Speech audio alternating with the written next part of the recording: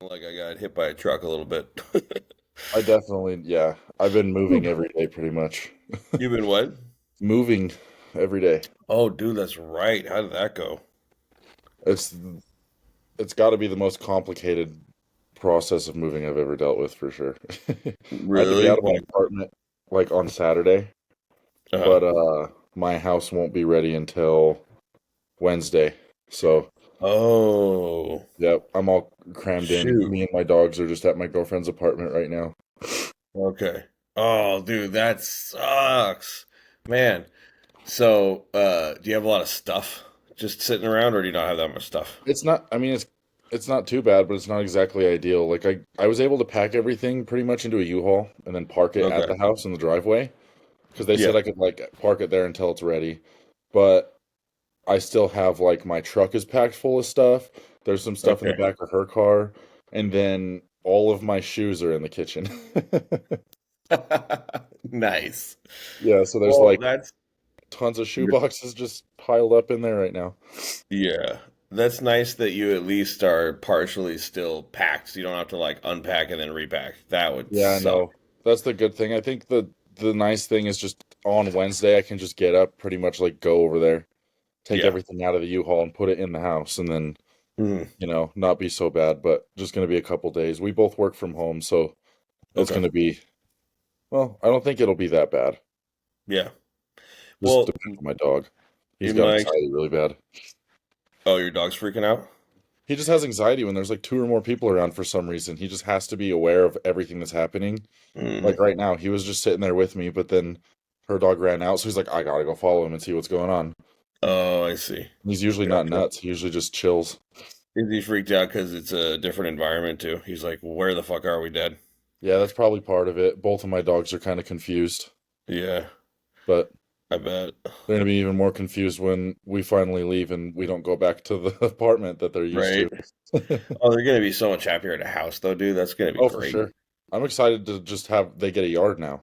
It's a pretty Yeah. big yard. They just got to go run around Yep. outside and do whatever. Oh, dude, that's so nice, and it's fully fenced and everything. Uh-huh. So you just let them loose, and Yeah, they can I'm just just gonna have a get ball. like to get to the backyard. It's just like a screen door. They have Mm. these things that you can put in a screen door where you like close it and it becomes like a dog door there. Oh, I've seen those. Yeah, Yeah, yeah, I'm gonna see if I can get one that's big enough for my dogs. It's probably not likely, but like yeah. they Uh-huh. just go outside whenever they want to. Oh, dude, that's so awesome. So you can wedge it in your slider, and then you can just leave it there, like it locks in Yeah. place. Uh-huh. Oh, dude, that's so sick. Yeah. I don't know how well I will fit out of the screen door Yeah. after that because it does limit that amount of space, but Oh, right, right. Yeah, dude, yeah. you're gonna be like walking through sideways probably. Yeah. What do Worth you it weigh though. right now? You growing? Weigh Yeah. 240 probably. I don't know. I've been too scared to weigh myself Mm. because I haven't been able to be completely on track. Yeah. You got a lot going on. Just with the move and everything. Yeah, it's Is been that why? partially like so just I was pretty good the whole entire time I was at my house and I was packing up and stuff, but then like came Thursday, which was like the second to last day of me like needing to get stuff done. Mm. And at that point I was just so busy and overwhelmed that I was like I didn't even realize how many meals I missed until the end of the day. I was like, because I Yeah. was doing all this stuff plus my regular like work that I do, like with all my clients and everything, which usually Mm. eats up all of my day anyways. So I Right. feel like I just haven't had any time to like rest. So too scared to weigh myself, didn't get to go to the gym Yeah. since Wednesday, I'm pretty sure. Maybe Okay. even since Tuesday. Yeah. I'll I'm ask up you in the that big question. jacket. I'll ask you that again next week. Yeah, yeah. Ask me next week when I've filled back up. I'll be Yeah. What be a well, little better. what did you peak at? What was your heaviest? The heaviest I've seen on the scale so far was 247. Nice, dude. Hell Yeah, yeah. That's yeah. awesome. Has it been since you got back with your coach, has it been pretty like smooth sailing as far as growth? Like have you noticed a big difference in your weight going up and progress? I don't really know if I've noticed it in like my actual body weight to be like we didn't really start pushing anything yet. Like we just kind of got things Okay. organized and I got back on like an actual meal plan and it was easier. At that point I just started to feel better and like all my lifts and training performance and everything went really, really like when Okay, yeah. you're in like I don't know, the difference between being like well fed going to the gym, Oh yeah, like just feeling really full, getting a pump right away, holding that pump for like an hour or two after the gym. Yeah, so dude. I was getting all that back. That was good, but other than that, um, the weight hasn't been like going like super, super fast. Yeah. No, that's good though. You're holding Yeah, weight, getting stronger, probably recomping a little bit. that's Yeah, what I figured. dude, after being on prep for so much of this year, because I was on prep for literally like 7 months Yeah, consecutive, 7 months and some change. you dieted for the majority of the year. Yeah, I almost forgot how much better training is when you're not dieting, dude. Like, holy shit. Yeah, so I don't have the same thing as you where I was prepping most of the year, but I Yeah, did have like I wasn't eating and taking care of myself for a long time, so this would be the most on right. track I've been in a while.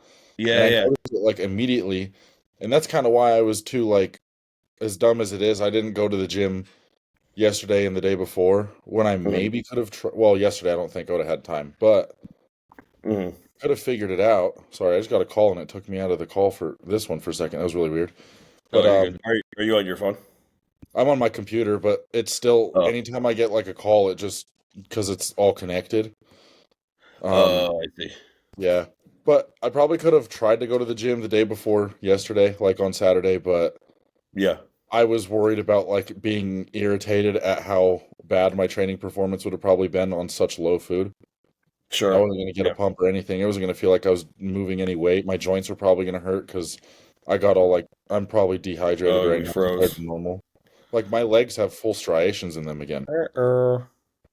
Are we back? Can you hear me? Yeah, Oh, okay, you I just didn't even know froze you for a went. minute for me. Yeah. No, I got you, dude. That makes sense. I'm the same way.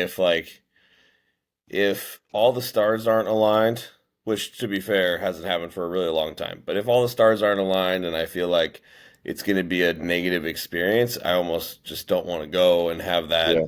have that experience, you know? Well, I just, for some reason, dude, I don't know what it is, but I dry out really easily if I'm not on top of hydration. So I would be worried about just hurting myself. My legs literally have striations in them right now. That's how dry I am. I don't know why. Like I just Yeah. haven't been able to eat carbs and drink water. I guess it just completely flushes all the way out of me. So Yeah, my joints do hurt pretty bad from it. that's fair. Sweet. I'm glad Tyler's on because I have more training things to talk about. What up, Yeah. Tyler? What's going on, Joe? What's going on, dude? Not a thing, man. I've also Busy been, morning. say So, again? I said a busy morning. Nice. You just got new Life. tires? Yeah, man. So I got two new tires about a month ago. Then I got a nail in my back right. Ah, Found out that that nail couldn't be replaced. They couldn't fix it. So they said we're going to have to replace the tire. Now you got three new tires on one old. You want to get mm, another one? All right, two new tires it is. Yep. that hopefully, sucks. hopefully all of Does us the are nail good. get in the sidewall? Yeah, So, but yeah, got you. that's it. They should have been Was able it to just patch like, it if it wasn't in the sidewall. They should have yeah, been able to patch the tire if it wasn't in the sidewall. I believe it was in the sidewalk. Oh, It was ah, one of those unrepairable stabs, if you will. there's your problem. Was Yep. it just like really slowly going flat on you over and over? Yep. Oh, that's the that's Yep. worst. so annoying. I dealt with that for a while. I've been trying. That's the I've been worst. trying to ride that bad boy for as long as I can. It Yeah. went from boy, went from 32 to 29. Stayed at 29 for a couple days. Hmm. 25. This morning was at 23, and I was like, all right, yo, it's time. It's time to do it. That's so funny. No, I'm lazy, dude. I'm not. It's not even just that I'm lazy. I just put things like that off. So when my tires were doing that a while ago, I just was filling it up with air every morning before I went to where I needed to go. That's not even lazy. That's just too much work at that Yeah, point. it's You're just just it's Every rolling. morning. I put Yeah, off the actual thing of like going to take it I in to had get that fit. happen on my rental when I was in Vegas for USA's. So I Shit. was like, dude, I was like on my way to the airport to pick up my coach because I flew in like 2, 3 days before they did. Hmm. So I was on my way to the airport to pick up my coach, my coach, her husband, and their baby from the airport. And I'm at a stoplight, and this dude pulls up next to me, rolls down his window to get my attention. I'm like, oh, great. What the hell is this guy going to say to me? Like, what's going on? So I roll down my window, and he's like, you have a flat tire. I'm like, do I really? And he's like, yeah, you got a flat tire. I'm like, fuck. So I pull over, and it's like, it's not flat flat. Like I can tell that it's just really low, but it's not like completely dead flat. So I managed to get into a gas station and just fill it back up with air, and I just had to stay on top of it all weekend because over the course of the day it would go down like 10 psi. That's extremely annoying. Yeah. Oh, dude, it was the worst. Huge. I was going to complain because it was a Turo. It was a Turo car. I was gonna complain in the app, but I completely forgot. So That app runs like it shit, is what it is. doesn't it? What'd you say? That Turo app runs like shit, dude. I don't know why. It just is horrible. The whole time I was in Texas, it was giving me problems. Tyler knows because I was giving him problems too. It's pretty bad, dude. Yeah, I mean It it's was a lot. convenient and it's cheap compared to going to like I don't know whatever the actual Hertz If or you whatever rent the it from rental the prices are. airport, it's more expensive than Turo 9 times out of 10, and you can get a cooler car on Turo too for like Yeah, similar price. and you can kind of pick whatever you want, but then yeah, I guess the downside is sometimes you get a nail in your tire and the app sucks. So Yeah. you get what you pay for. Well, while we've been sitting here chatting, Josh, I've been going scrolling through my Instagram and pulling up some cool stuff to share. Cool. I'm Uh, excited because if is it about Prague too? Because I didn't get to watch actually, it. no. When's I Prague? isn't it was Nathan, he won Prague this last weekend. I believe Oh that wait, was the no, Yeah, that's the Sheru. That's France. Oh, it's true, true. yeah. Yeah, I haven't. So I pulled up here. Let me just go ahead and share my screen. Because I I haven't pulled even up I wasn't able to watch it. I just saw the Nathan won. I was like, yeah, obviously. And then the same. Roman Yeah, got fourth, and a lot of people still think he keeps getting robbed. I don't think people understand. here's final call out. Yeah, do you think with Roman it's just his back, I like think in it's terms just of overall size? thickness. Like if look at Nathan, No, when you look Roman. at like chest, shoulder, arms area compared to Roman, like Roman has better Oh, legs in my opinion for sure, but agreed. Nathan's just a lot thicker through the whole entire upper body, and that's Yeah. just something that you're not really going to be able to see too much on a video. Where like Yeah, if you're in person, you'll see it right away. If you kind of know what to look for in a video, you'll see it right away. But if Roman was as thick as Nathan, he would win because he's more yeah, conditioned, he has better legs, and he I like his shape quite a bit. I don't know if it's technically better than Nathan's, but it's definitely comparable to his shape. So, yeah. Yeah, I think it's Roman's density front to back because you could see yep. there in the black lat spread when he opened up, he's wide, but the depth just disappears. Like he Yeah, flattens exactly. out. That's the only difference. I feel like if he had that same amount of thickness and depth, then he would be winning a lot of the shows that he just competed in. I Look at agree. his legs. His legs are insane, dude. I know. And that's with is it two or one hip replacements? I don't know. I actually don't know. I know that one It's got at, infected or something though. Isn't Yeah, I that think it was it's crazy? at least one. it's at least one hip replacement. I heard somewhere two, but I'm not sure if that's true. It's a hip replacement, but it almost killed him, basically. Yeah. Yeah. Yes. That's right. I remember that. And for everybody listening, this motherfucker ate his meals while he was in the hospital the whole time, so suck it up. Yeah, you can make it happen for sure. Straight willpower right there. Yep. Dude, yeah, he said his wife was straight up just bringing him chicken and rice while he's in the hospital. That's Yeah, dude. gangster right there. That's the way to be. That's what I mean. I could have figured it out somehow when I was moving this whole week, but just too much shit going on. But I could have done it. I'm not gonna make All that right, here's It excuse. just was. here's and frozen. Here's just Nathan.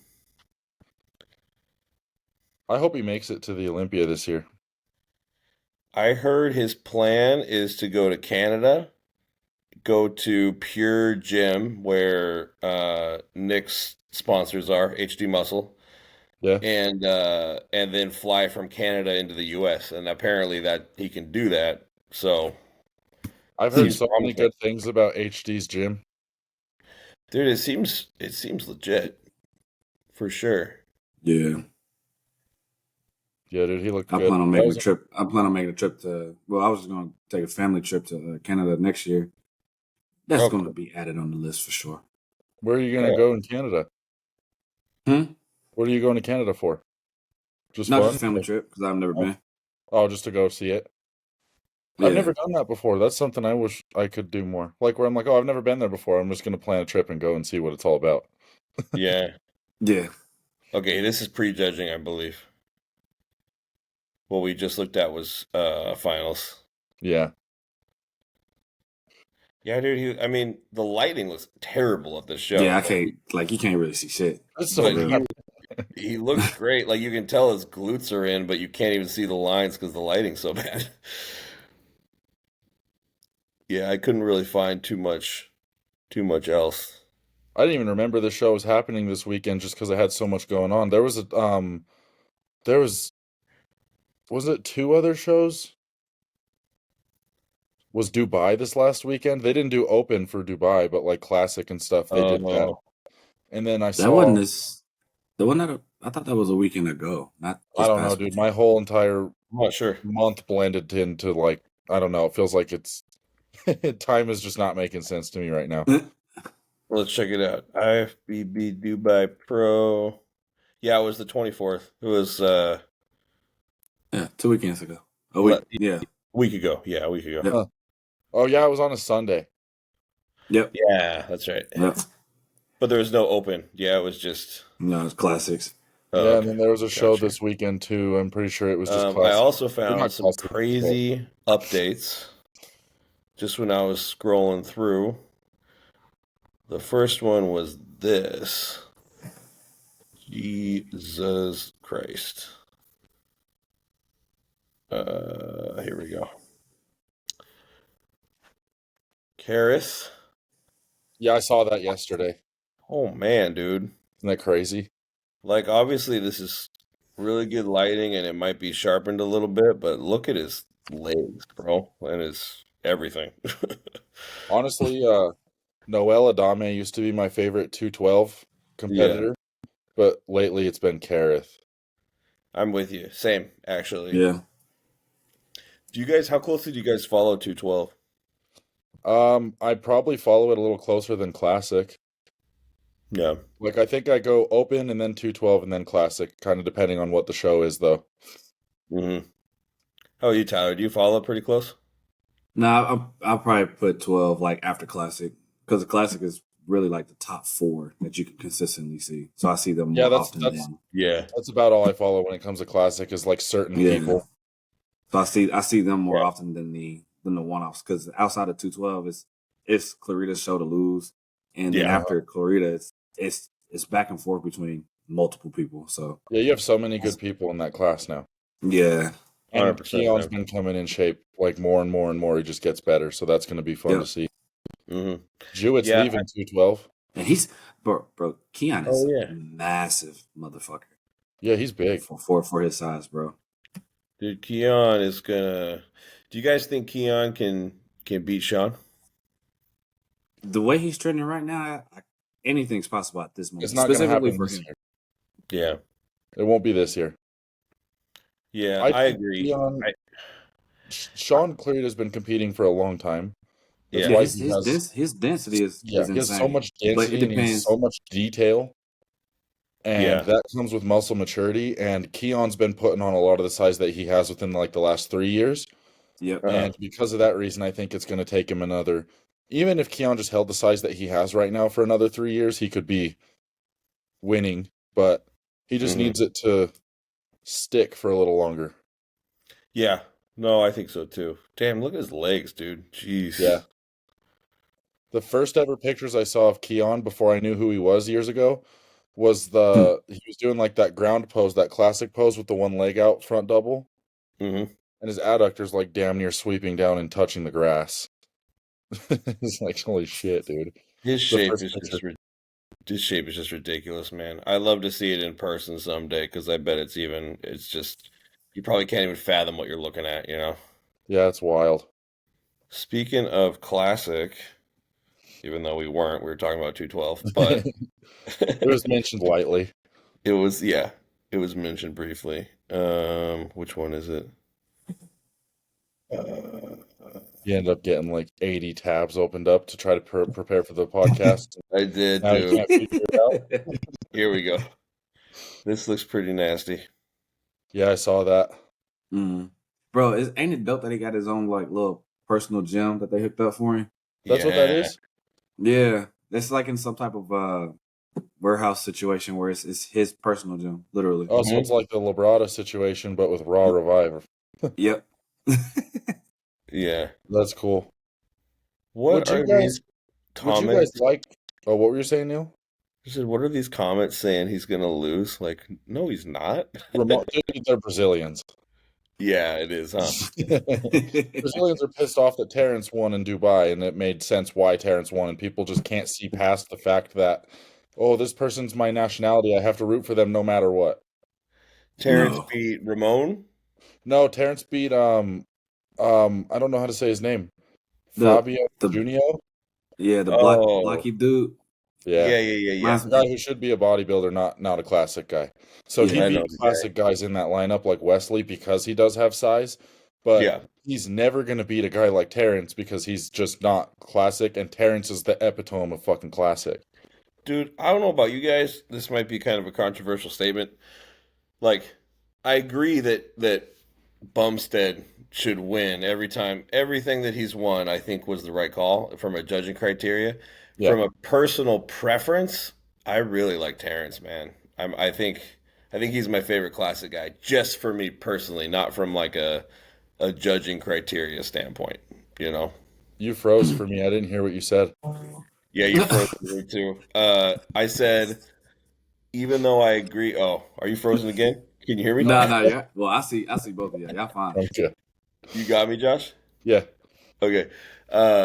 Even though I agree with all of the judging calls that Chris should win everything every time he steps on stage, for my personal preference, I honestly really like Terrence's physique. I think he's my favorite classic guy. It doesn't make sense to me why people count him out already, because the thing is he placed, I think it was like 7th or something at his first Olympia. Then he slipped back, took time off, came back, got 2nd. Pretty decent points gap between him and Chris that first time. Comes back the next year, takes 2nd again, closes that gap quite a fucking bit. Yep. And then he comes in off once. And everyone's like, he's screwed. He's done. He's in the world on his worst day. What do you mean he's screwed? He's done. Like, everybody's just completely counting him out. Could you ever say that you were 6th in the world on your, like, literal worst day? Dude, that's so crazy to say, man. Like, bodybuilding is the only sport where the 10 best people in the world at it, people will just shit on. You suck if you're not first. Bro, it's so heavy. Bro, people outside don't know anything about bodybuilding. Got the most opinions to say. And so they don't see all the competitors that are training or working their ass off. Just even top 20, top 25, if that. And all you see is the top 5, and they're like, oh damn, he fell off to top 10. Bruh, you know how many motherfuckers out here trying to just be top something? Just to qualify? Yeah. Yeah. Just to put into perspective for people listening here, and I will group myself into this category with you guys so that you guys don't think that I'm just talking shit on you. I'm talking to the people listening. If you think that Terrence sucks, who is 6th in the world, you are probably 100,000th. So shut the fuck up. Yeah, dude, you got some work to do, man. Yeah. Like, man. There's a huge gap you don't quite see between you and those top guys, dude. Like right now, we don't have pro cards. None of us do. No, we're not even in that fucking conversation. So, and I think that when people bodybuild and they're actually working for that like we are, you do have that respect, and you actually do see it a lot more. So I think a lot of it is 100%. Having respect for them because it is work that you're applying to, you know?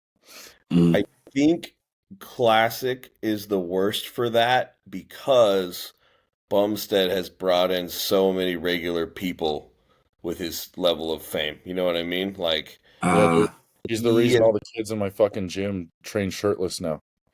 Yeah. He's brought bodybuilding, or at least classic bodybuilding, to as close to mainstream as it could ever be. Honestly, I just have to say bodybuilding. he is literally the poster child for bodybuilding in Yeah, LA. Nick Walker's But- doing that too a lot. Like He's getting. Yeah. I just, for whatever reason, I think because people don't want to be mass monsters, so they want the aesthetic pleasure of looking at somebody that doesn't look like they're freaky until they approach them, and then they realize, oh shit, this man is yeah, freaky. you meet these people in person, it's a little bit different because Chris will look.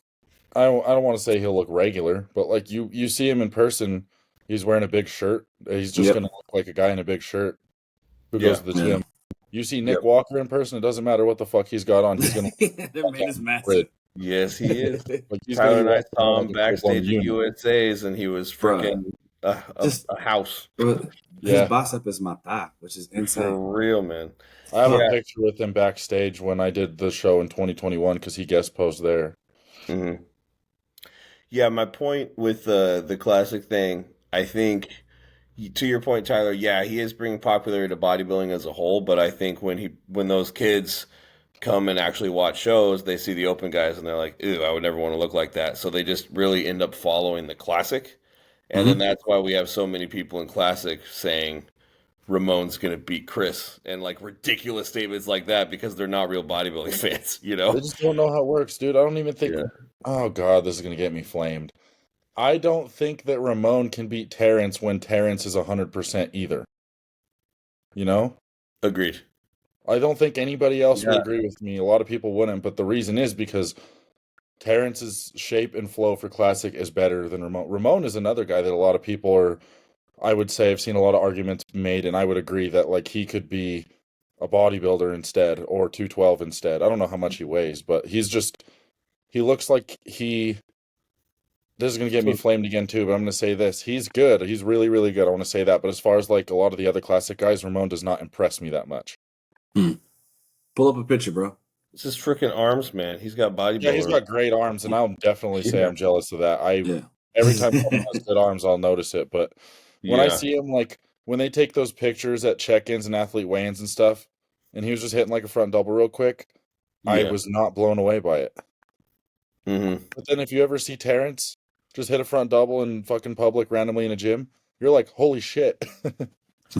Yeah, man, and Chris, dude, Chris just looks like he's in a different division altogether.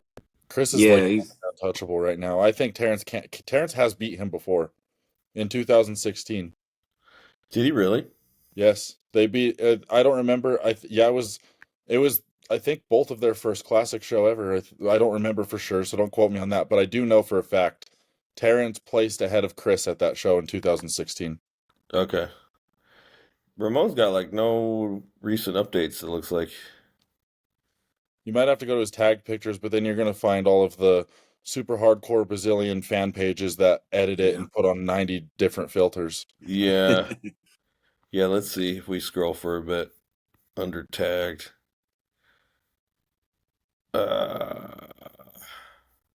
This looks like I saw already. I saw a couple of those videos that have like 90 different filters on them. Mm-hmm.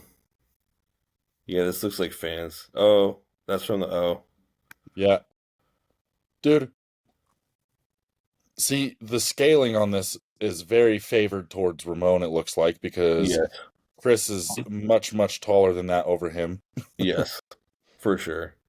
So this picture's literally made for him to look bigger than he actually is. I mean, if he was this big, he would be more impressive. 100%. I'm not gonna lie. Even still looking at this those comparisons as the scale is evened out.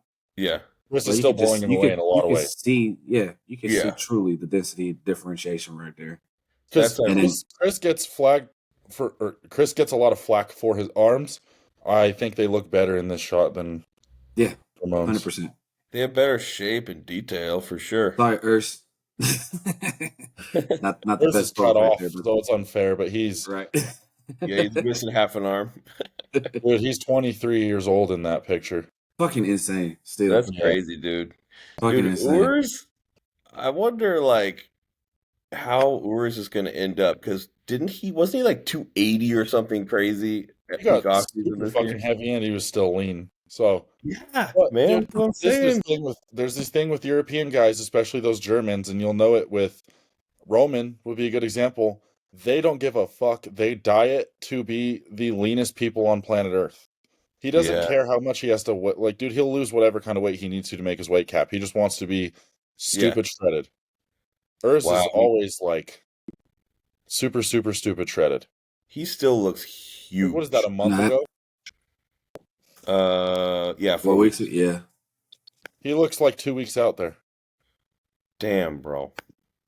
Can you imagine doing this next to Jay Cutler and making his legs look small? Yeah, dude.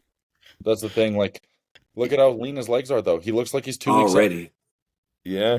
That was 4 weeks ago, which puts them like 9 weeks out or something from the Olympia, and he was looking like that. He's got cross striations. I wonder if he'll go into open eventually. Dude, he could, man, if he wanted to. Because what I want to see, because I do want to know if he's going to max out his weight cap this time. I want to see him at that weight with the proportions and shape that he has. It's fucking crazy. Could you imagine him 270 with those proportions? No. It doesn't make sense. No. He'd be top 10, that's for sure. He'd be top 10. And considering also he's very young, that's a real possibility. Speaking of moving up to open, there was one other update I saw that kind of blew me away. Yeah. Hell yeah. I think it was this one. Yeah, this one. I'm so happy he's doing open. Dude, just seeing how much weight he has right now between the show that he just did for 212 that he won and how much leaner he looks now, you could see how much he had to push himself to get into that 212. He was like he's not doing himself any favor. He's not doing himself any favors. I'm just having a hard time talking, sorry. You're good, bro. He wasn't doing himself any favors dieting down that much. I think he's going to do really good for the open. Like, his adductors almost go down to his knees. Dude, I love the way his legs insert. I really like his physique when he's bigger like this. 226, okay, he's 6 days out.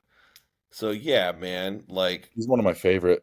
212 was no longer the move for him. That was a good call on his part. Yeah, and hey, he was 212, and then he basically went straight into a prep for open, and now he's 226 and leaner. Yeah. I can't wait for him to get a full off season before he does another open show. What I'm saying, man. I really like this hands-on hips most muscular when he gets back around to it. His front lat's good too. He's got such a good shape. I don't think he's ever talked about his shape. Yeah, he does. Yeah, look at this. Adductors is just insane. Dude. The way his shoulders just bubble off of his torso and his bicep peaks and his legs. He preps himself, dude. That's right, he does, huh? Mm-hmm. There's not very many people that can prep themselves. No. Like, best coaches in the world can't prep themselves, dude. Yeah. It's a mental battle at that point, and I don't know how he gets over it. I remember when he was on Fuad's podcast long time ago, he was talking about how he literally treats himself like a client. Like, doesn't he email himself and shit? I don't know. I'm pretty sure. Smart, to be honest, it's still trackable data. Like, if I was coaching myself, I would still do check-ins. I would want to make sure that I'm tracking everything so that I know, because the data is like, it really helps. You want to have all of that back data from like everything that you've done. Like, I know you probably do this with your clients too, Neil. I have all of their peak weeks like for what happened. Like, when I'm doing any of their preps, I line up their whole entire prep through their off season, and then I line up their peak week through their whole entire prep. So I kind of have a decent idea of what needs to happen. What to do. And then I take notes and I track all that. So the next time we go into a prep, I kind of know. And obviously it's not going to be perfect. You know, everything's going to be different. You need a creative problem solve, but like, there's still an outline there. Like, oh, this person, they can't drink a lot of water going in. They hold it for some reason. They do a lot better with less water, you know, just stuff like that. Yeah. No, I think it's honestly a great move on his part. And most people would be like, oh, this is dumb. I'm not going to send myself an email. But I think it's the best way you could approach it is just like disconnect yourself from yourself and treat yourself like an athlete, right? Like, that's the only way you can do that objectively. That's what I say, because I mean, that's why my name is Art of Aesthetics on Instagram and stuff. I know it kind of sounds like a corny thing, but the reason that my name is that is because I separate like, it's just a piece of art to me kind of thing. I don't know if I talked about this before on here. Oh, yeah, this is new.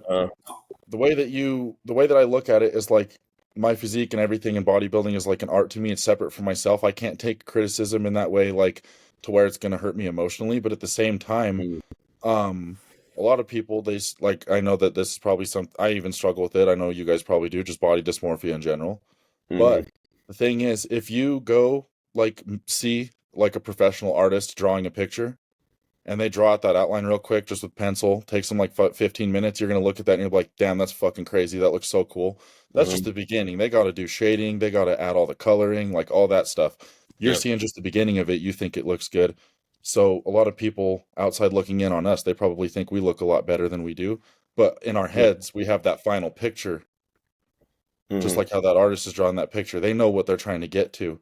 So they're going to be a lot more harsh on themselves. But, you know, because at the same time, a lot of us, like a lot of these bodybuilders, I don't want to say me, that those are what people's final picture is.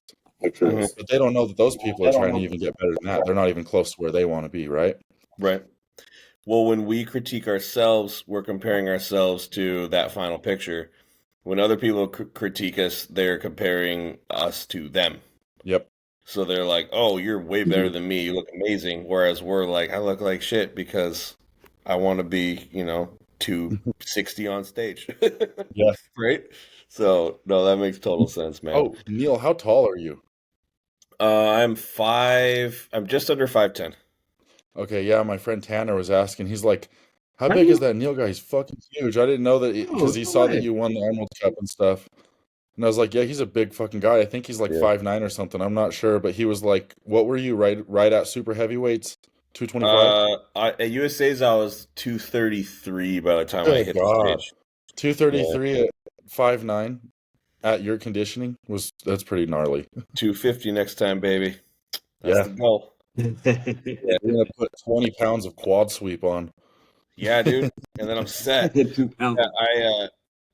Did I tell you guys I picked my next show? I can't remember. No, what is it?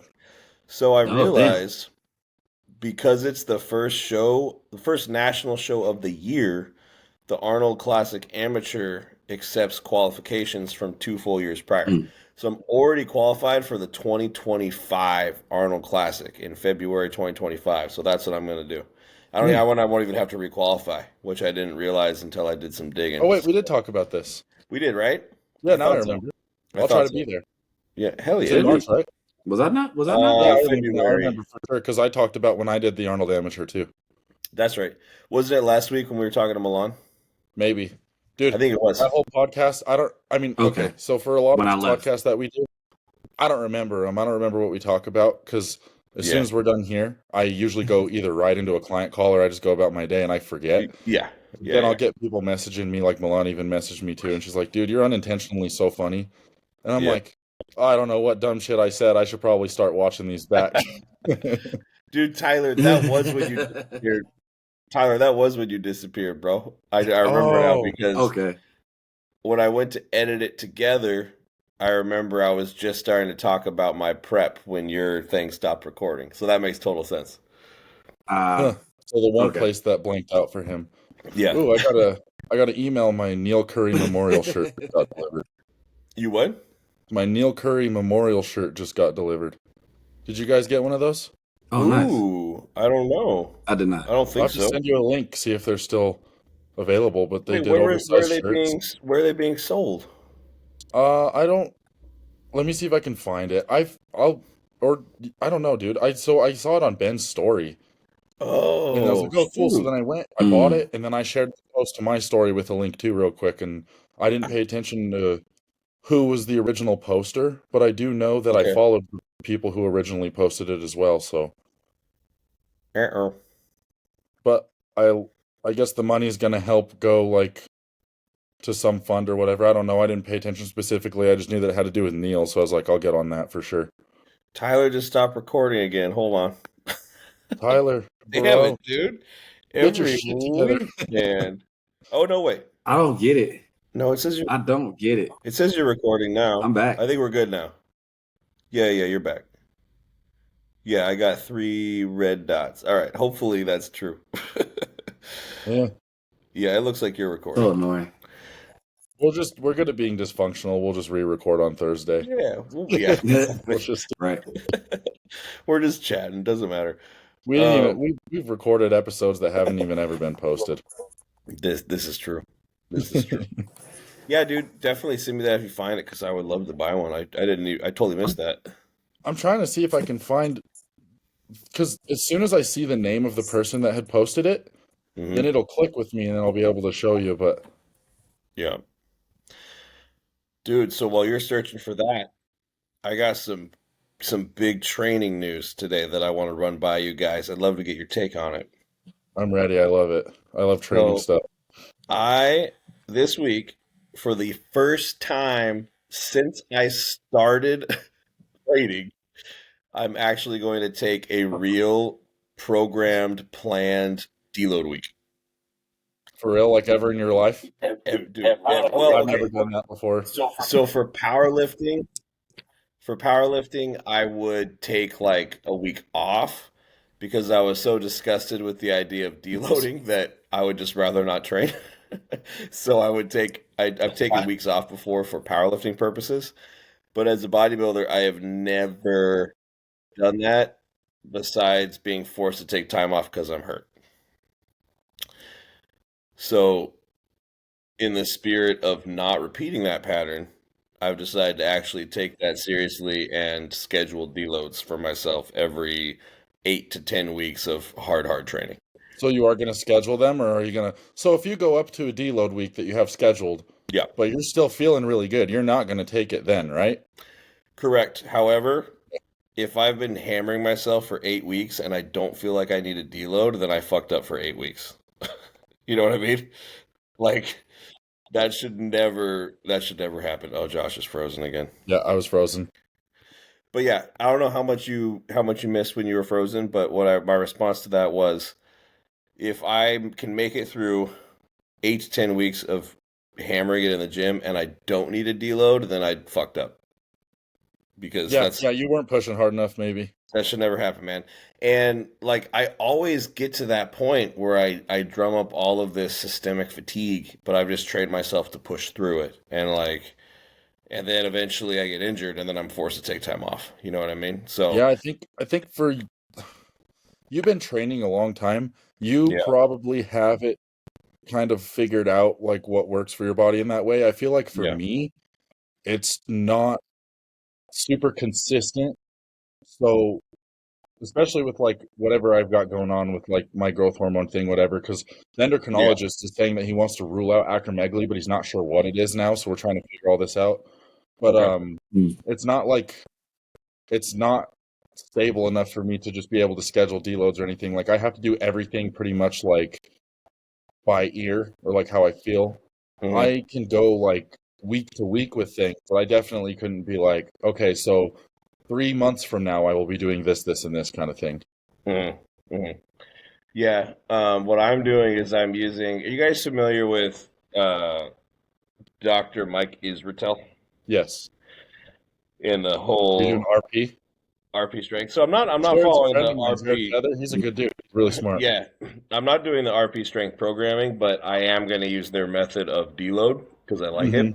It's basically, hold on, Josh, are you running a kitchen sink or something? No, that's me. Oh, that's you? Okay. Just making sure. Sorry, okay. guys. Oh, no, you're good, dude. I was like, what is that hissing? I heard it too, but I didn't know what it was. Got you. So basically, first half of the week. So I train 6 days. So it'll be Monday through Wednesday, first half of the week. You do same volume, but you half the weight on everything. So super easy, like nowhere close to failure, which is gonna suck. Second half of the week, you do the same thing with the load, but you also half the volume, and then after that, you go right back to where you started the week before. So that's the plan. So when you train as a deload, do you just kind of, instead of going into like working failure sets, you just kind of like do what you would consider a warm-up set on a regular day where it's like 5 RIR kind of thing, like higher rep ranges? I watched some of their content on it, and they said basically if it's not ridiculously easy, it's not going to work. Yep. Like how do you take yourself away from that mindset where you push past? Because obviously, like when you do a set, like let's say it's a working set, you do like 8 reps. Yeah. And that's easy to you. Yeah. You're trying to push for like 12 or 15. It's going to be failure at that point. Yeah.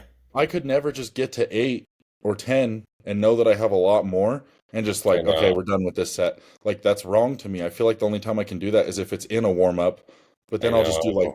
or a feeder set where it's like, okay, Yeah. I'll do a quick 4 reps here to feel the weight before I add more. Yeah.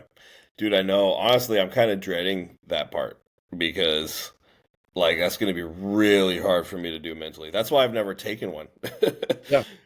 Because I every could go time into I the try gym with to, full intent that this is going to be a deload workout, but I don't think yeah, I'm going to leave the gym, uh, you know, in good yeah, shape. dude. Yeah. Well, and every time I've attempted to do this, I just end up going lighter, but still going to failure. So everything's just super high. They But just do they like said, 50 reps. yeah, they said specifically, like if you do that, if you end up having a pretty intense workout, even if it's moderately intense, the deal is not going to work. Because basically the purpose is over the course of the 8 weeks, right? You have your training intensity, volume, everything, and you have your progress. Hmm. And they're both going up, up, up, and up, and up. And then you deload, so you put a pin in your training intensity, and the idea is your progress does this because you've drum up all this accumulative fatigue, and you're not actually recovering. So Yep. then you finally let yourself fully recover, and you shoot up another level. So I'm I like, think okay, a Thank, deload thank you. a deload's primary focus should be just to get blood in that muscle so that it can shuttle nutrients and yeah, repair and recover throughout the whole entire period of time. yeah, Because you don't want to just not go to the gym. You still need to get blood going in the muscle. That's yeah. really important. So it's just trying to take it, get a pump, but not Mhm. break it down into like needing to be recovered. And there is research to support that doing something really easy and light like that is more effective at recovery than doing nothing. So Hmm. it is really important that you still go Yeah. in and do your deload What is you got to rather push than the nutrients into the muscle that needs to be repaired. Like you can't right, just expect your body to take care of shit, you know? Like right. I don't know how to simplify stuff like that all the time, so it's really hard for me to word it, but I feel Hmm. like that makes sense the way that you said it too. Yeah. I'm just trying to be a lot more in tune with my body this time around because like I said, anytime I ignore it, I'll get hurt. It's just a matter of time, right? Mm. And I can tell so it's been what 9 weeks since the show, I believe. And I didn't take any time off. I've been hitting it really hard ever since. You didn't even And do like over the just a course of those little nine health weeks, phase. say again?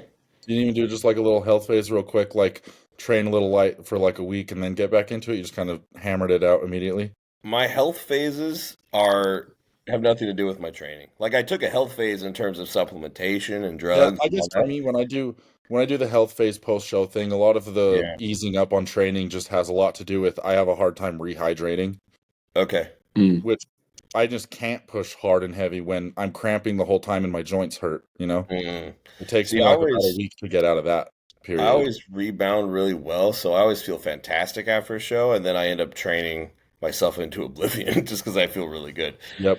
And I get really strong really fast. So, but over the course of the last 9 weeks, like my intensity's gone up. I've gotten a lot stronger. My volume is titrated up. I've progressed my volume. And dude, the last, like yesterday, I woke up just like I'm fucked. Like my body needs this. Like I could tell. And in the past, I would ignore it and push through. Yeah. But I'm like, I can't keep doing Well, it's that. like our mindset, and I feel like how we learned is like just hard work is the way to get anywhere. Yeah. So I even do this with like my regular day-to-day work, and I understand it's important to schedule time to do nothing. Hmm. It is just as important like as like working hard and doing everything you need to do in a day. You need to Yep. Mm. schedule yourself time to do nothing and decompress and relax so that you don't burn out and everything too. And I have a hard time with that. So I Yeah. know what you mean with the training thing because Yeah. it's just there's a certain point where working your hardest every single day is Hmm. going to be a hindrance to productivity. Hmm. I think for an average person too, your brain will tell you when it's time for a break because you'll lose motivation. Hmm. But we as competitors are so good at ignoring our feelings that I never lose motivation. Even if No. my body's falling apart, I still want to go train hard. Yeah. It's not even like So it's like motivation. I don't think everybody has motivation 100% of the time, but yeah, what bodybuilders do differently is we do have discipline 100% of the time. right. So if I Right. feel like shit, but I have to go to the gym that day, I'm still gonna go to the gym that day. Exactly. Yeah. So that's where it's hard to So find that line. Like, Yeah. do I feel like shit, like I should rest, I should deload whatever, or do I feel like shit, but like this is part of it. You just got to push through, and that's just a whole part of the sport. Like it's hard to figure that out. Mm-hmm. so let me jump in since I haven't been able to chime in.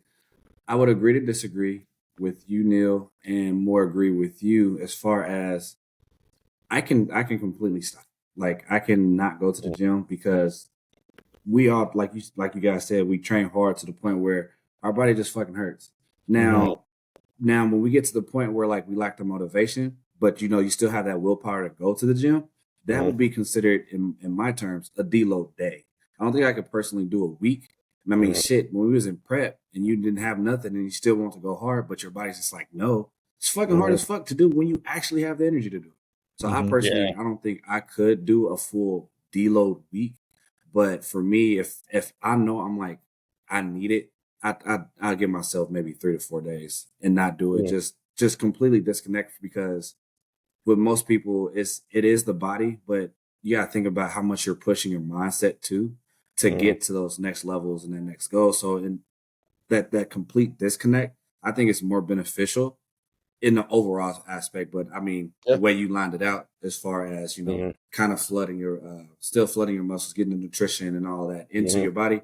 I think that's more of like when your mind is still going, but your body's not there. But if altogether is off, then you disconnect.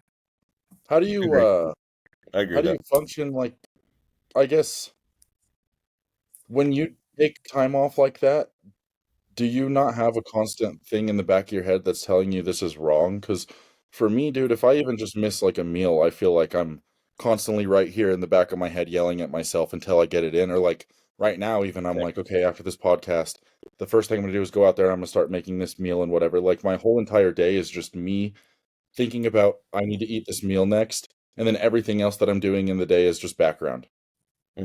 For me, it's accepting. You just have to accept. Like I like once like when your week is already in a strong ass routine, and the day of something happens and you can't go to the gym, it fucks with me. Yeah, I'm sure it fucks with you guys too. That's what But happened when I was moving if this whole you week.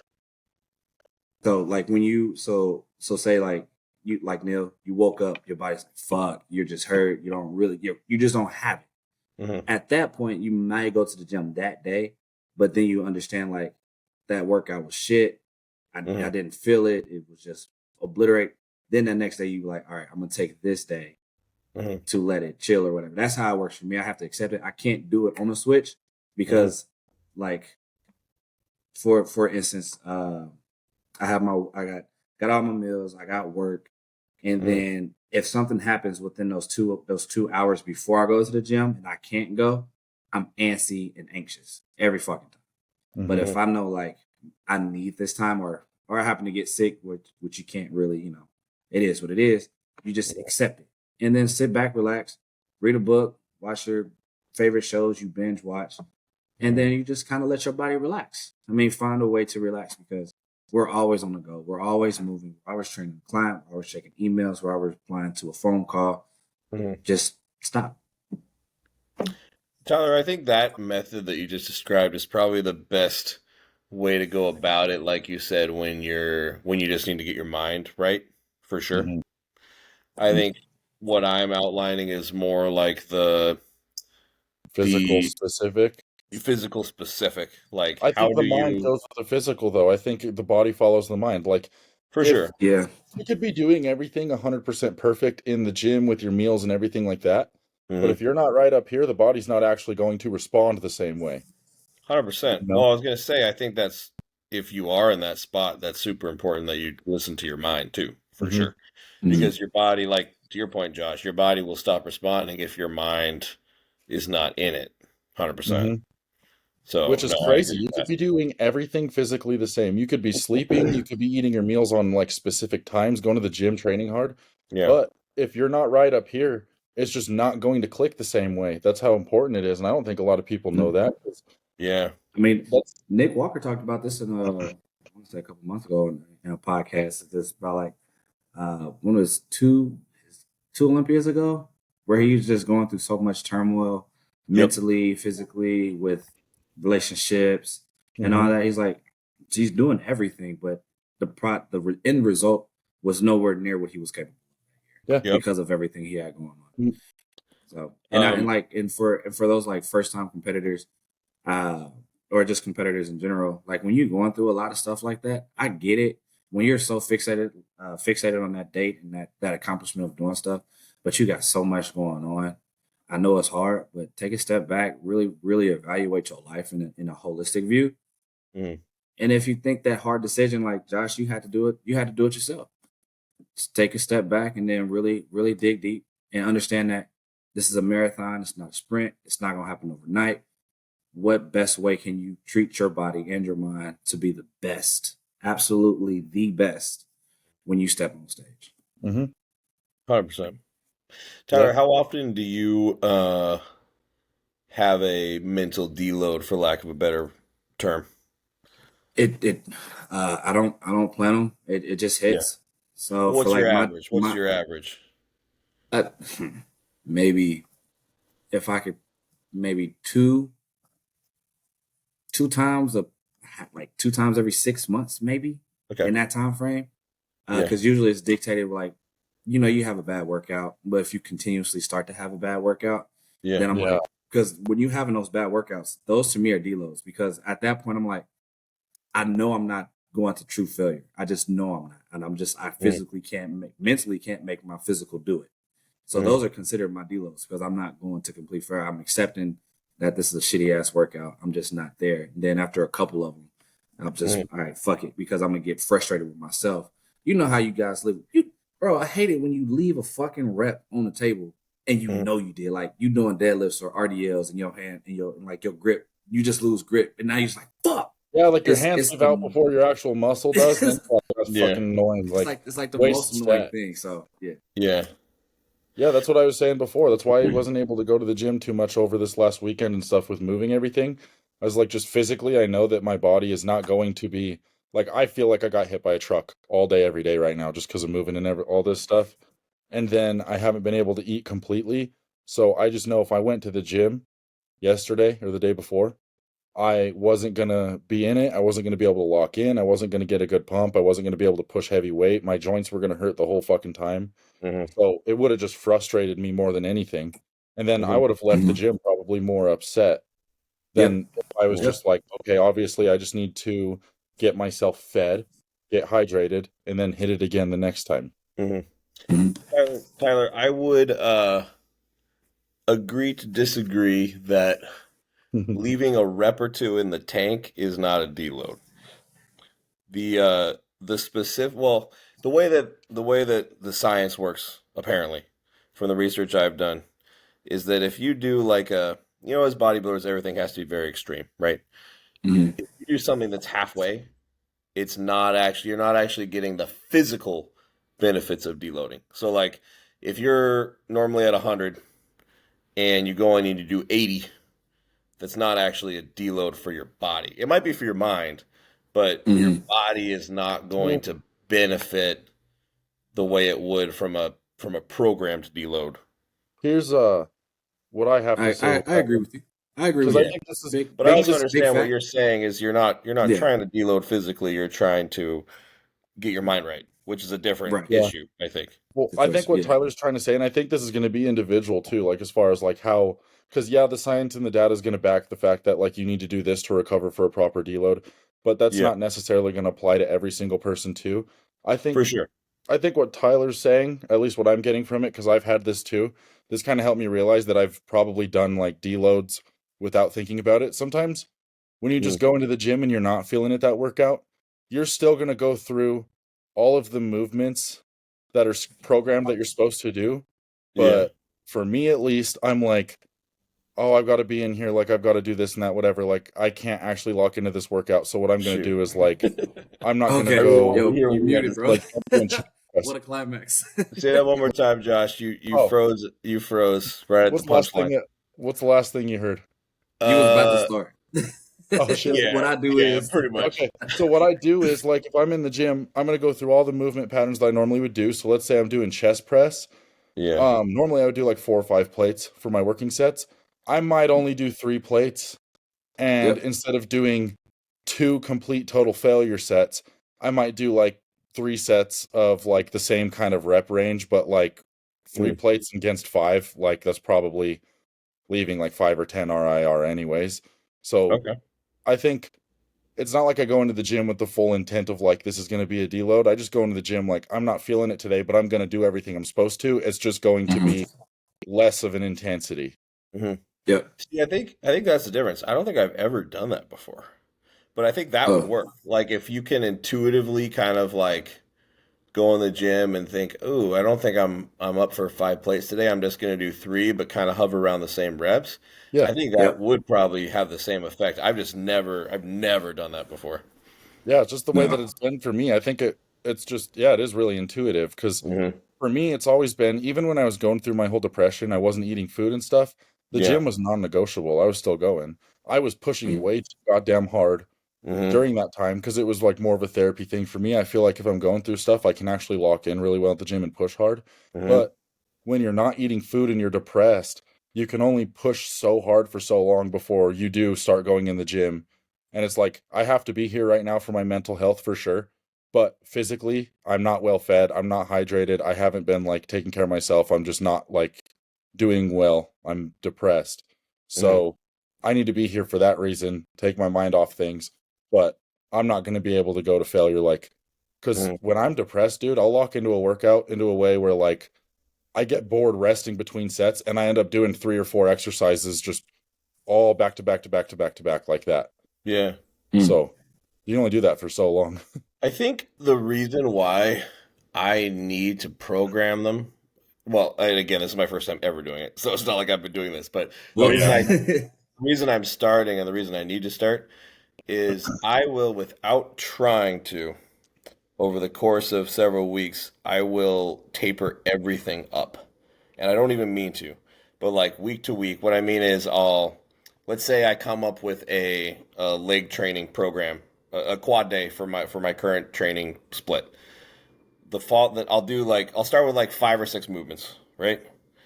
The following week, I'll go, I'm gonna add a drop set here. Okay. The following week, I'll go, I'm gonna make this leg extension. I'm gonna superset lunges and make this like a giant set finisher. Now I'm at 7 movements. The week after that, I'm like, I like my belt squat and I like my hack squat. I kind of want to throw front squats in too. So I'm just gonna do 2 sets of front squats to start my leg day and then do the others. Now I'm at 8 movements, and I do this like You just stack volume on it's a yourself. sickness, dude. Like I don't even mean to do it. It just happens. And then I hit that point where I'm physically, I've accumulated all of this fatigue. But then instead of deloading and resetting, I just keep flatlining. And then 3 weeks out from USA's, I tear a quad. Right? Like Yeah, dude, I know exactly what you mean. I do the same that's thing. been My my wife, trajectory the last several years. And I think the only way to like force myself to not do that is to actually make it part of my program to reset. And then my plan coming out of this deload is then to reset the volume too. So like, okay, here's my split, back to 5 movements, right? yep. And then even if I taper up over the course of the next 8 weeks, I know I have that deload coming that I'm going to force myself to take again. Because Yeah. otherwise, I'll just keep going up, up, up, up, up, and up, and then before I know it, I'm doing like 10 exercises, which is just stupid. Yeah, this is the yeah. first time. This is the first time that I've ever followed the training program that a coach has given me, and I haven't gone to the gym and Yeah. done my own thing. Like usually, I'll be like, okay, Hmm. they gave me a split, so like this is chest, shoulders, this is this, that, and I'll go in and do those things. But Yeah. I'll do whatever movements I want to do in the order that I want to do them. Hmm. It's always methodical in the way that I do things, but I get too damn excited sometimes, and I'll be like, at the end of my workout, oh, I want to go do that machine still. I'm feeling good. I'll go add that in, just kind of like Hmm. what you said. And then sooner or later, I'm doing hack squats, back squats, front squats, single leg presses, fucking RDLs, like all these crazy heavy movements. And I'm doing them like, dude, when I was squatting heavy weight, I would do like 5 working sets of like 6 plates. And then I would go do single leg presses. Like I would just add stuff on and Hmm. it's just because in the moment I'm all locked in. I'm having fun. I'm not thinking any more critically. I'm not thinking like a coach should. because I wouldn't do that with my clients, obviously, but like when I'm locked in, I'm not thinking as a coach anymore. I'm thinking as I'm Josh. I'm in here. I'm at the fucking gym. I'm gonna hit all this stuff. And then by the end of it, I'm like, oh, I did way too goddamn much volume. I'm not recovering. The next leg day comes around, and I'm like, not even close to able to do anything, but I still do all of those movements again, and then it just piles on over and over. Yeah. Actually, some really good quantifiable data for what I just described. So my Apple Watch, I log my workouts on that. I don't know why. It's just like an OCD thing. I know it doesn't matter. Like it's not accurate. It's whatever. But it tells you like it also allows me to keep track of my heart rate, which I like. So if I'm recovering between sets, sometimes I tend to rush a set because I get antsy. And if I look down and I'm like, oh, my heart rate's still at 160, I probably need another minute. That's helpful for me. But I can look back at my activity level for each workout. And this quad workout I just described, when I first started it and it was only 5 or 6 movements, the course of that workout, I would burn like, this thing would tell me I'd burned like 800 calories for that session. Last week, 2,600 calories is what it told me I burnt in that same session. And I'm like, fuck, I'm doing too much. That's definitely off, but it's telling you something. Yeah. No, it's not accurate, but the difference is accurate. Yeah, no, it's telling you something for sure. Drastic, whether it's accurate or not, the number's higher that day. Much higher, yeah. And that's just the sheer volume and the sheer intensity of it, I have my Apple Watch. I just don't ever wear it. But the heart rate thing that you just described would be really good for somebody like me because I don't really think about how long I rest between sets ever. Sometimes I'll get out of a set. I'll get on like real quick my phone, like switch a song. Yeah. I'll go 2 songs over real quick. I'll get one that I like, completely forget that I just got done doing a fucking set, even though I'm out of breath, and then I'll just go again. I'm like, oh, I got 12 reps that last set to failure. How come I only got 7 this set? Because I gave myself 15 seconds. Oh, man, that's funny. Dude, Tyler, I can't wait. How much volume do you, like, how many exercises and sets do you normally do for each muscle group? Somewhere between 4 and 6, depending on the muscle. Okay. And then, like my heavier compounds, I'll do typically a top set of either 8 to 10, 10 to 12, and then a back off set of 12 to 15. Okay. So like super heavy, and then like with my accessories, top set, and then some high intensifier with like a rest pause set or a drop set. I like it. I only add intensifiers based off of how I feel too. That's something I never program or schedule. Also for clients, like if you're gonna go in and you want to do intensifiers, I feel like you can't say, okay, every chest day on this movement you need to do a triple drop set. I feel like that's something that like when I go into the gym and I'm done with all of my actual working sets, if I feel like I can do it, then I'll push to that point. But I feel like I can't just do intensifiers that way. And I also feel like I do deloads differently. Like the way that I have it is I'll do my feeders up to my working weight. I do 2 failure sets with heavy working weight, and then I'll strip off like 30% of the weight, and then I'll do another failure set again with just a lighter load.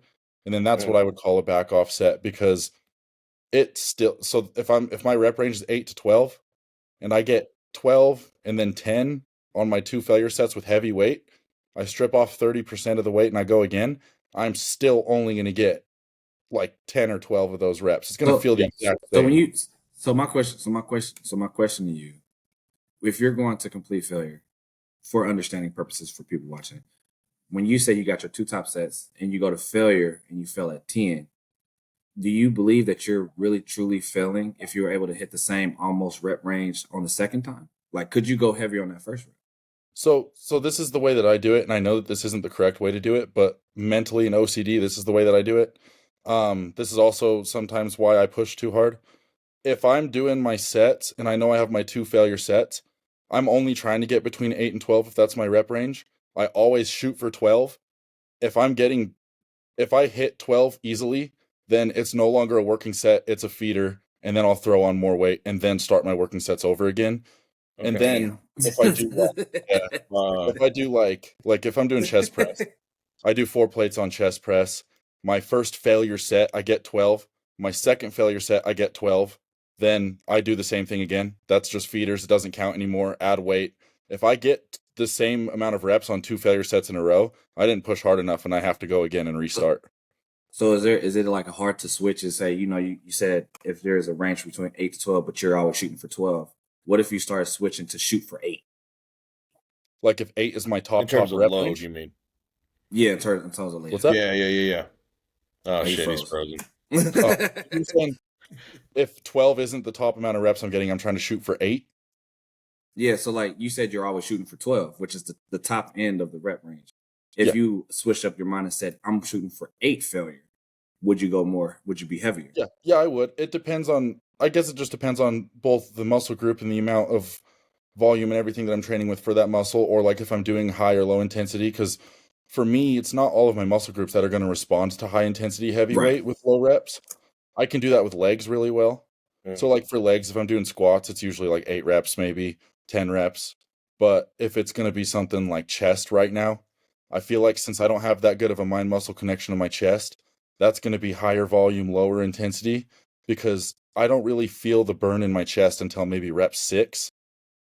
So because of that, I feel like I'm not getting anything out of it until rep 6. So everything after rep 6 counts. So if I'm doing like 15 reps for my chest and I only feel it after rep 6, that's only me doing like 9 reps in my eyes.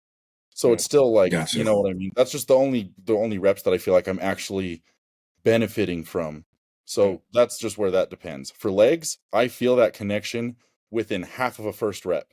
So I will only push to 8 and I will go super heavy on it because I'm actually already getting that engagement from it and I'm getting that benefit. So what I would do in that situation, Josh, I totally understand why you stop the set and go, that one didn't count, and then just go up. What I would probably do if I'm shooting for 12 and I get to 12 and I know I have more, as long as it's not, a lot more. But if I know I have I might have like 5 more reps in the tank, and I would just keep going, and I wouldn't stop the set. I would just go, okay, I guess this first set's going to be like. You would just do more reps then? A Maybe little 20 more. reps. Yeah. And then I would that's swap typically what it. I do too. Yeah. So then I would go, in my mind, I'd go, okay, so this was my down set, and I'm just going to do my heavy set second. And it's going to be way harder because I just did 20 reps with this first set, but I account for that fatigue and don't go quite as heavy as I normally would on the top set. Because in my mind, as long as I hit failure the same number of times as I wanted to hit failure, the benefit's going to be roughly the same. I feel like the way that you do it is the correct way to do it for sure. It's just that neurotic OCD thing with me. Like, No, I get feel like I get it. like I said, if I fail at 12 still on my first set, but then I fail at 12 again on the second set, those are still both complete failure sets, but I matched the rep range. So to me, if I get the same amount of reps with the same weight, 2 sets in a row, I wasn't pushing heavy enough at that point, and then I wouldn't need to go up in weight. I never want both of my working sets to be the same amount of reps. And I feel like it shouldn't be, at least. I think I think what Tyler's saying, and which I agree with, is if you truly hit failure on the first set, that wouldn't be possible, right? Like that's why I feel like, I mean, failure, that's where like all the external variables come in, like recovery, sleep, and all that stuff. Maybe I go into the gym, 12 feels like failure when it normally wouldn't for a certain weight, maybe something like that. Or I got more sleep, more recovery, I feel really good. I'm used to doing this weight weeks and weeks on end. Because for me, that fluctuation's pretty heavy. I could do 4 plates on chest press for 3 weeks in a row, and that be my failure sets. And then one day I go in, and for some reason I can do 5.5, and then I go back in the next week, and then I'm back to like 4 again. Like it's completely random. Damn. Then how does that work when you tracking progression? If you track progression, I would assume you would. Obviously. For me, the thing is, and I think that this is definitely not like traditional too. When I go into the gym, I'm not really necessarily tracking progression. I just know I need it to be really fucking hard. Like, I don't pay attention necessarily to how much weight I'm lifting. I just know that if I can add more, I will. And then I know that I'm trying to get within my rep range. That's all I think about. So I don't ever I don't log anything. I'm not like, okay, last week, unless it's like certain lifts that I'm having fun with. Like if I'm doing squats, or like how I told you guys with hack squats. Now that there's that Body Masters one, I'm trying to like push that one. I'll only really track progression on certain lifts. But every other exercise that I do, I'm literally just going in and trying to push as hard as I can. And I feel like it's just not really going to benefit me to think about, oh, okay, I got 15 reps last time with this weight. So this time I'm going to try to do this weight with this many reps. I do that through my feeder sets. So sometimes like a feeder set for me would be 4 plates on chest press, and then I would do 5 for a working set. But sometimes I put that 4 plates on, it feels good enough to just work with. Okay. Yeah. I know that it's not very consistent. Obviously, like if I can fluctuate like a plate of strength randomly like that, but I feel like a lot of that's going to go away the more on track with things I am with my new coach. So, what do you think? What do you attribute that to, Josh? Just like the variables you listed before, like sleep, meals, all that stuff. Yeah, because a lot of the times that I can think of those things happening was when I was like working underground in the coal mines and stuff, and my recovery and my sleep and everything was heavily influenced. So like when I was going through my period of like I worked 30 days straight for like 16, 18 hours, I was still going to the gym every day. It's always when he's making a really important point too. Yeah, I know, right? I was going to the gym every day still, and I was still getting stronger, I feel like, even with like sleeping 4 hours and stuff, but I was eating all my food. Once like I would get like any type of rest or like time off or whatever, like even if it was just 2 days, I'd go back into the gym and I would just keep, like I said, I don't really pay attention. I just put on whatever weight's good for that day. I would notice, oh shit, I was squatting 4 plates last week, like when I was 20 or something. This week, for some reason, I was able to do 555 for 3. Like I have the videos in my phone of my squat progression because it's around that time and it makes no sense because I was going up like a plate a week, and then I created this like I'm gonna do road to 6 plates, and then I did that in 2 days, and I'm like, okay, I'm gonna do road to 7 plates, and I did that in a week, and then I said road to 700 pounds, and I did that 2 days because of the recovery stuff. Like my recovery's never been linear, you know. Yeah. Bro, you're an alien. You're just an alien. That's Those it. squats, dude. If you saw me train chest, you'd think I was a bikini competitor. Who made you? For real, man. Tyler, do you ever have fluctuations like that, or are you your strength is pretty consistent, steady progression? Mine is pretty consistent. Only time I have like big variable changes is like when I'm coming like off of prep, like when you're recovering, trying to get everything back. That's probably the only time I have like drastic jumps and switches, but it's been consistent. Like right now where I'm at, because technically I'm still in my health phase, and so my weight stabilized. But as far as like I'm going up plates or I'm going up like 40 to 50 pounds in each exercise, now I'm starting to see that I'm going up maybe 5 or 10 pounds in each exercise between a week and like a week, 2 weeks, as far as like progression right now. Which is still good since I'm on. No, it is. Dude, if you get even 5 pounds on a lift extra in a month, that's really, really good. That's still progression in strength regardless. Because for me, I don't pay attention to the weight that I'm lifting. I just like make sure it's heavy for that day. But obviously when I build it up to a certain amount of strength, at that point, then I'm trying to just add little things to it. So when I was squatting really heavy, I can only go so far with squats. It's not like my progression in strength for squats is just going to continue to go until I'm doing like 2,000 pounds.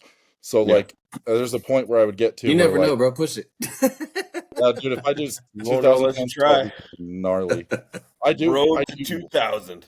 I want to have the strongest legs in the pro division by the time I get there. But dude, if you're squatting 2,000, you have the strongest legs ever. Period. Oh yeah, ever. Yeah, you should just do a powerlifting show just to rub it in everybody's faces. Honestly, for real. Physique show. I was squatting when my max squat was 725. I was gonna do a powerlifting meet, but apparently they don't do squat only.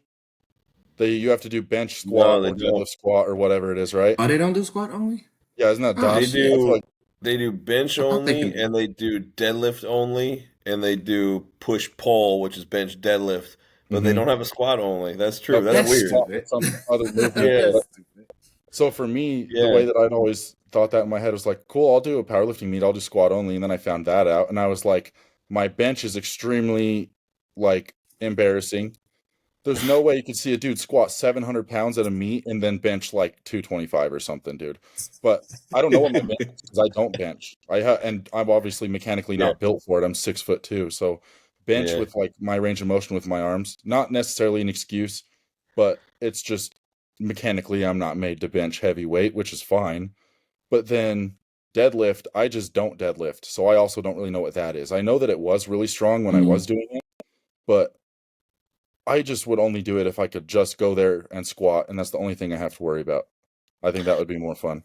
Josh, given that you say you're structurally not built for bench, I bet you'd be a really good deadlifter because usually the things that 100%. bench harder make deadlift easier, like having Well, really long. Bro, I pissed off my friend your- who's been your powerlifting back, man.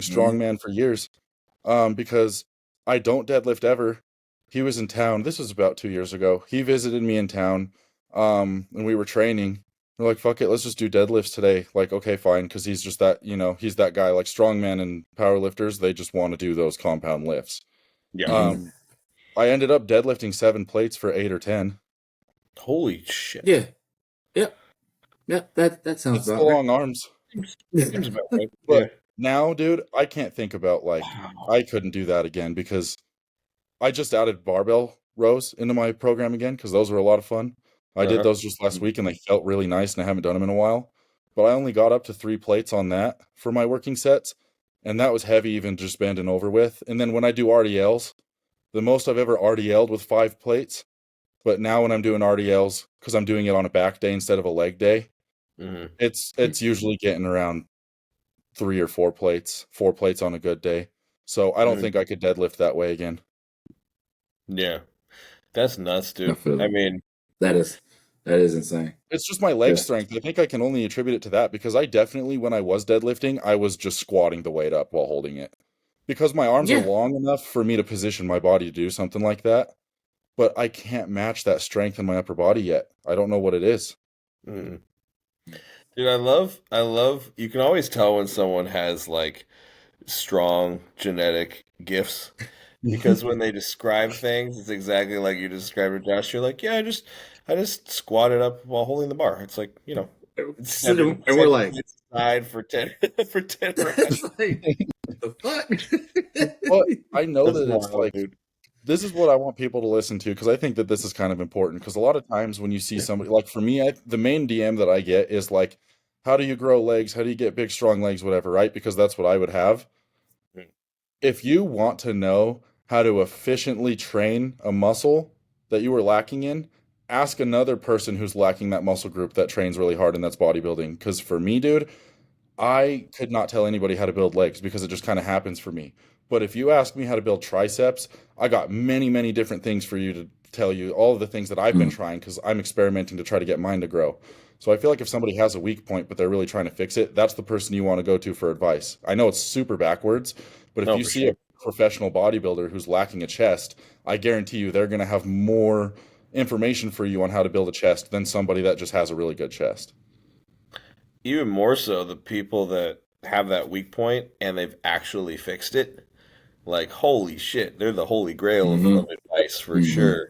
Like, me in 2025, everyone's going to ask me about my quad sweeps, and I'm going to be able to help them. I'm glad that you said that. That's how I feel about my triceps, too. I feel like I'm really starting to unlock something with that, and I feel like it's going to change, and my chest. I'm going to try something new when I train chest today with the way that I, like, place my hands when I press, because I think that that's going to benefit me a lot. But, like, even just thinking about little things like that, I'm like, yeah, they're weak points right now, but I bet you they're going to be some of my best body parts in, like, 2 years. Yeah, exactly, man. Exactly. Because you have to focus on them so hard because they're weak points, right? Yep. Like, Yep. absolutely. That's the fun part about Yeah. bodybuilding. Every now and then I'll get that intrusive thought where it's like, maybe they're genetically just shit and it'll never be good. But that only lasts for about 5 seconds before I fight myself on it. And I'm like, no, this shit's going to be crazy. You just wait and see. Exactly. Dude, this was such a good like training episode today. I know. We always message on the WhatsApp trying to figure out topics, but then we come in here and we don't talk about any of them, but we find really good ones on the spot on accident. So just roll on it, yeah. It's true, man. Well, and that was partially my fault because I just really selfishly wanted your guys' opinions on deloads since that's what I got going on right now. That's fine. That's how these should be. If somebody has, I feel like that's the good thing about what we got going on here. If somebody has like an idea of a question they want to ask, we can literally just talk about that question the whole entire time. I think that's a good thing that we can talk like that because once we get the time in the schedule and this grows a lot more, I feel like we're going to want to push the episodes to be a little bit longer, but obviously that depends on us needing time to do it. So it's just good to know we're gonna have a good dynamic the whole way through. Plus, even just having like guests on, like when Milan was on here last week, that was That was easy great. too. Yeah, that was Yeah. awesome That for one was sure. hard to stop talking just because it was like, I mean, that's how it always is. But that one I feel like was Yeah, an hour and a half or more. yeah, that was our longest episode, I think. Uh-huh. Pretty sure. It was a good Yeah. one though. Well, we'll see. We'll see how many. We'll see if I can actually make it until next episode for this whole deload I have planned. I'm really gonna try. Next Monday, I'm. I'm gonna ask you Wait, about it. when you And start be that like, today? That's today's day one. Yeah. oh God. All He's gonna be right. like, yeah, so Monday went into the gym to deload, tore my pec, tried to bench This is 5 some plates. bullshit. Yeah. Yeah. I'm gonna come back on in a sling because my pec's torn You better not. off I'll the be phone. pissed. Oh my God. I I'll tried, guys. I I'll really go to tried. Washington right now and I beat the shit tried. out I of you if you hurt swear. yourself like that. Nah, dude. Knock on wood. I'm not gonna do that. No, you'll be good. I do think that you will make it. I think that you have the discipline and the mentality to make it through the whole Mhm. week, but part Yeah. of me wants to bet on you probably training hard by Wednesday. Yeah. Yeah, That's What's not your 5 days rest? is a long day. It's a long time. It's not a terrible bet. It's not a terrible bet on What your rest part. day do you take? I normally just rest Sundays. So that's the other Oh, reason okay. why I drum up so much fatigue is Oh, I train 6 days in a row. Yeah, I But used to do that. oh, damn. but Thursday is my arm day, which I consider like a, rest day in I do terms of too. my nervous system. I Yeah. actually go do arms sometimes on my actual scheduled rest day, but I stopped doing that now because I know that that's not the thing to do. Yeah. Tyler, do you train 5 days? Yeah, my off days are Thursday and Sunday. Me Josh, too. do you train 5 days too? Exactly the same rest days as him, yeah. Shit, man. I think that's another thing that I might consider is switching to 5 training days instead of 6. I don't I remember just who it love to is. train. Yeah, What? I'll think of who it is. I don't quite remember, but they said that they attribute a lot of their growth in the off season to training only 4 or 5 days a week because the Yeah. recovery I've at heard that that point from a can lot depend of on size. Yeah. I've heard that from a lot of guys actually. Like, Yeah, I mean, frickin' Dorian, the king of progressive overload, was only training 4 days a week for most of yeah, his career. exactly. I feel So, Yeah. like when I have hard times taking a rest day, I can find myself something to do to keep busy. But if I really mentally just want to be at the gym, I'll go mhm, do abs and calves mhm. Nice. because those can get hammered out. Like those muscle groups are going to recover quick. They're used to being used all day, every day. Like you can Yeah, train those every other day or every day kind of thing, like at light intensity. So yeah. if I ever have like a rest day, like if it's Thursday, but I'm just stir crazy, I'll go do abs and calves. I haven't done that in a while because I've been so damn busy. But like once I get my schedule and stuff figured out, since I'm moving, and I'm gonna have my office and everything set up, everything's gonna be easier, and I should have free time. That's probably gonna end up being what I do again. Mhm. 'Cause I just don't know what to do with Well, myself on the rest day. well, at the risk of launching into a whole other training topic, I think it's probably a good place to start. But dude, I super appreciate being able to bounce that off you guys and hearing your perspectives. Tyler, your perspective on deloads, and Josh, your perspective. That was super productive, I think, and it Yeah. probably really helpful for people listening too. Yeah, it Yep. shows people that there's not one way to do things, there's not one correct way to do things. For sure, man. And there's a lot of this is why I tell people if you want to learn, if you want to be a good coach and everything too, this is super important. Never Hmm. think that you know everything and never think that your way is the only way. Keep an open mind and listen to Yep. everybody because I just heard a lot from both of you guys that I'm now going to take and implement into my own thing to see how that works for me. Hmm. You know, Hundred I'm percent, not man. going to Hundred discard percent. any of Yep. that new information that I just got. Yep. Like, I think the it's just, biggest I think the biggest takeaway from today for anyone listening who's considering deloading or isn't sure if they need to, we all three of us deload. Well, me now. Today's day one. We'll see. All three of us do deload. We just deload in different ways, which I think is kind of cool. You know? yeah. Mhm. I mean, I didn't even know that I was Some deloading until I thought more about it. yeah. Yeah. This is Right. like so some of us had to schedule it. Some of us kind of just use our body as that point. Yeah. Yeah. So Which ultimately, yeah. Which, to your point, Tyler, I think that's probably like if you are mentally stable enough to intuitively deload, that makes the most sense because there's no reason why you need to take a deload if you don't need to. It's just being able to interpret all of that data, right? And No, what he said made so much sense to me, but it's something that I know I can never do. He's like, oh, if I go in, I have like 3 or 4 bad workouts in a row, then I know at that point. And I've had that before, and I do know that I probably should rest, but I just won't. Yeah. So I know that it works. I know it makes a lot of sense, and I wish I could do that, but I feel like mentally I wouldn't allow myself to. No. Yeah. I'll start bitching at myself, like being a little bitch about it. I mentally couldn't handle multiple terrible sessions, and like I'll be a little. No, bitch. you're right. Fuck, You get really doing this negative on last week. It'll compound my mental just thinking about how I'm not doing what I know I'm capable of. Yeah, because sometimes you'll go into the gym, you'll have those moments, you'll feel like shit kind of for like 3 workouts in a row, and you'll be like, I'm way weaker than I was last week. I'm failing. Like this, I'm just a failure now. I don't know, whatever. Like that's where my mind goes. But instead of being like, this is because I need to rest, instead I'm like, time to fucking push harder. So then I start trying to push harder in the moments where I'm actually supposed to be chilling out. Yeah. I was thinking it's fascinating and cool that Tyler, you said that mentally you couldn't handle a full week of program deload, and Josh, you said mentally you couldn't handle his method either. It's like depending on where your head's at, one might work for you versus the other, you know? That's why I tell people it's not going to be the same for everybody. There's not one answer. It really depends on you. And it's also important, like this goes with diet and training and everything. If you have to every time. The fitting place to end right here. Did I freeze? Yeah, you froze. Shit, okay. Yep.